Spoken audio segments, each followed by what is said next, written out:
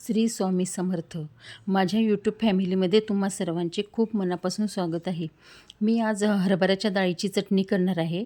त्यासाठी हरभऱ्याची डाळ ही 4-5 तास भिजून घेतली आहे.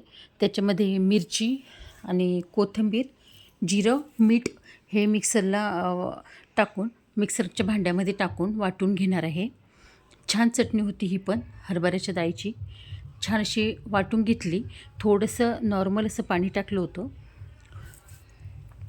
आता कैरी घेणार आहे एक आणि थोडीशी हरभऱ्याची डाळ. आता कैरी साल काढून थोडीशी किसून घेणार आहे. एवढी कैरी नाही यूज करणार आहे, त्यातली थोडीच यूज करणार आहे. आता त्याची मी चटणी करणार आहे. हे बघा असं किसून घेतलं आहे, मिक्सरच्या भांड्यामध्ये घेतलं आहे. हरभऱ्याची डाळ, जिरं, कोथिंबीर आणि मिरच्या हे सगळं आता आधी डाळच वाटून घेणार आहे आणि नंतर मग त्याच्यामध्ये किसलेली कैरी टाकणार आहे. थोडी एवढीच टाकणार आहे आता आणि ते आता मिक्सरला चांगलं वाटून घेणार आहे. मिरच्या, जिरं आणि कोथिंबीर टाकून ही बघा वाटून घेतली.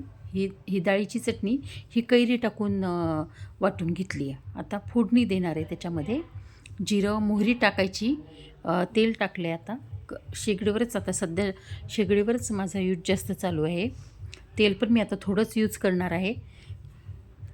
जिरं आणि मोहरी टाकून घेतली तेलामध्ये आणि आता कढीपत्ता टाकायचा थोडासा, हिंग टाकून घेतले. आता ते फोडणी घालणार आहे याच्यामध्ये. दोन्ही डाळीमध्ये वाटलेली डाळ, आपली हरभऱ्याच्या डाळीची चटणी आणि कैरी किसून घेतलेली. ही बघा, ही आहे कैरी किसून घेतलेली डाळ आणि ही हरभऱ्याची डाळ. त्याच्यामध्ये तेल टाकून घेतलं आता फोडणीचं. दोन्ही पण चटण्या आपल्या तयार आहेत. आता गॅसचा पण कमी यूज होणार, तेलाचं कमी यूज होणार. असंच रेसिपी आता मी करण्याचा प्रयत्न करते, कारण तेल आपलं कमीच यूज केलेलं बरं आहे आता. आणि गॅसचा पण यूज जितका कमी होईल तितकंच चांगलं आहे आता.